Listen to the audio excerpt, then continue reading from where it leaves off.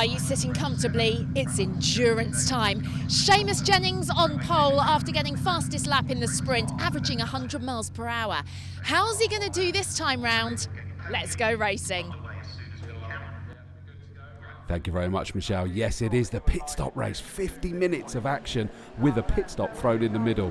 Well, I say the middle, 26 remaining it opens, 15 minutes remaining it closes, and we get pros jumping in quite a few of these cars as well.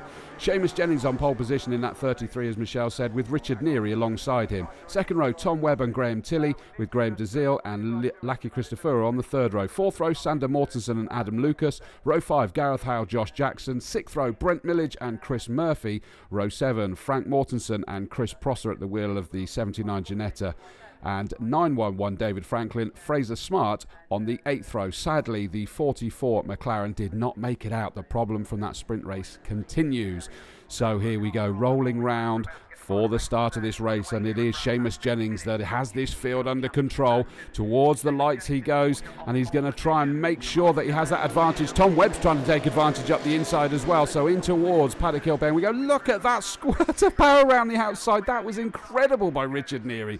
The strength of that car, he just squirted it all the way around the outside, and he gets back into position that car and those drivers are being fairly familiar with this weekend. Up towards Druids we go for the first time, and back down towards Graham Hill Bend, and Richard Neary seeing if he can stretch his legs as early as possible in that car, especially when you consider, oh look at that, that's the GTA battle, a little bit of contact there, and it is Gareth Howell in the number 8 BMW against the triple winner of the 3 races so far this weekend, Adam Lucas, trying desperately to make it 4 out of 4, but he's got a lot more success penalty seconds in the pit stop to serve than that number 8 BMW, so it's going to be a big ask. The 2 Ferraris there were line astern as well, and we've then got Brent Millage in the GTH car trying desperately to make it another victory.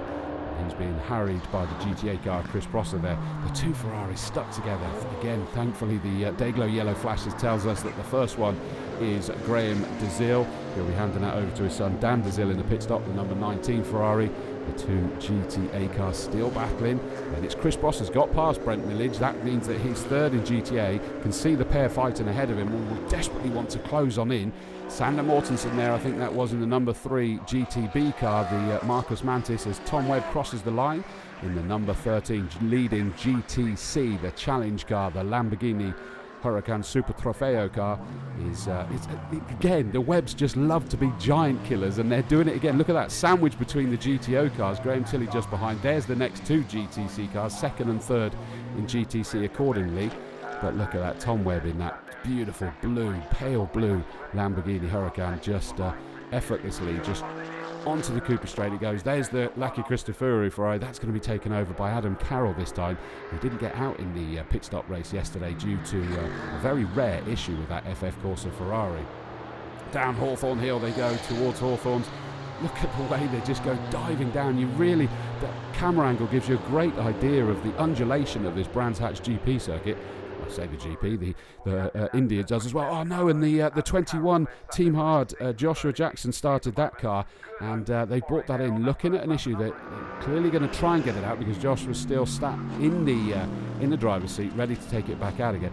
That lead that Richard Neary's got is massive, and he's yet to hand over to his son Sam, that he says is quicker than him as well. He certainly looked like it. He's one of the youngest, if not the youngest, GT3 winners. And doing really, really impressive, and Richard Neary's doing a great job, as we've seen for some time. There is the Marcus Mantis, so just jumping over the curbs nicely as Graham Tilley rounds to complete yet another lap. The pair of Ferraris sort of chasing him, but I think reality is that Lucky Christophorou is just trying to make sure that at the very least he's within striking distance of the number 19 Ferrari of the DeZille, so that Adam Carroll's got a good chance of getting involved with those guys when we get to the fighting end. Whether that's to be contesting with Tom Webb, we'll have to wait and see. Remember, that is the second and third place fight as it stands within GTC. Down towards Graham Hill Bend they come, and onto the Cooper Straight one more time. Oh, a bit wide there from Adam Lucas, but he sort of dragged it back onto the circuit. That means that he's fallen away from the leader of GT as it stands at the moment, into the clutches of 79 there. So Chris Prosser trying desperately to close in and see if he can take second. They're being split at the moment by Sander Mortensen, the GTB car, trying to fight his way back up through this field and comfortably leading GTB, as is Richard Neary leading GTO. And down through the shade, a very rapid right-hander there for Graham Tilley in the Texserve Nissan GTR, as this GTA fight is really taking shape. Adam Lucas has been enjoying the victories as it stands, but you can see the BMW scampering off into the distance, and he wants to try and hold back this Ginetta, the Team R Ginetta. Amazing job by the team to get this second car out there after the horrible fire in yesterday's race. Chris Prosser, the one at the wheel, and sort of swallowing some smoke during the course of that. So great to see Chris Prosser back out and that car, and fighting to try and get a step higher on the podium. Sat there in third at the moment, and that looks to me as though Tom Webb's fallen into the clutches somewhat of Graham Tilley. Graham Tilley getting more and more used to that car as we go along on, frankly, what is a very, very challenging circuit, this the GP circuit of Brands Hatch. It really is an almighty challenge. Talking about a challenge, here does come a challenge. The Team R Ginetta up the inside, up towards Druids. Surely he's got the inside. No, Adam Lucas just snaps across his nose, but he's being forced wide now. He's going to still have the inside line when we get down towards Graham Hill Bend. Oh, side by side, who's going to brave it out? Adam Lucas does indeed take advantage of that inside line, and Chris Prosser just has to settle for tucking back in behind him. And we carry on with that fight. Graham Tilley still desperately trying to... It's not so much that he per se wants to get past the Webb's Lamborghini, because that's a different group. But if he can get past, he's going to hope that he can close in on the Porsche there of Seamus Jennings. And still this fight is raging. Out into the countryside we go. And again, Chris Prosser looking up the inside. That was a very, very serious look there, wasn't it, as he disappeared out of our camera view, as Gareth Howell has had to acquiesce to the number 33 Marcus Mantis of Sander Mortensen, so he's fought his way further through. GTB versus GTA, that was. This is two GTC cars, the two Ferraris still going at it, teammates in reality for FF Course. So I'm not sure that Lucky Christopher is going to throw too Banzai a move up the inside anywhere, but he is going to want to try and get himself further up this podium and try and look. You can certainly see he was posturing. Talking of posturing, the same move again, up the inside, up in towards Druids. Chris Prosser trying, and the same move again, or attempted move, but it wasn't able to do it early enough this time. Through goes Chris Prosser. He just got that few inches further alongside by the time they got up to the hairpin, and it meant that Adam Lucas couldn't snap across him and close that door. So down to third goes Adam Lucas, and up into second goes Chris Prosser. A great fight back in that rebuilt car, or new car, newly sort of built to get them out on circuit car by Team Hard. An awesome job and a great way to repay the team for all of their hard work. So there goes Lucky Christopher, still hounding Graham DeZille. That's the dad of the DeZilles, just is not being allowed to relax, because Lucky is desperately trying to find a way up and past them, but not had any luck just yet. Adam Lucas may have been past, but he wasn't falling away there, was he? But is he going to try and make a move back again? He needs to, because of the time difference in the pits as it stands. But across the line, there goes Lucky Christopher, number 27, third in GTC. There is Frank Mortensen in the GTB car being hounded by the GTH of Brent Millage, number 54. And I think that Brent, as it stands at the moment, is actually leading possibly the GTH fight. He certainly has been having a great weekend here at Brands Hatch.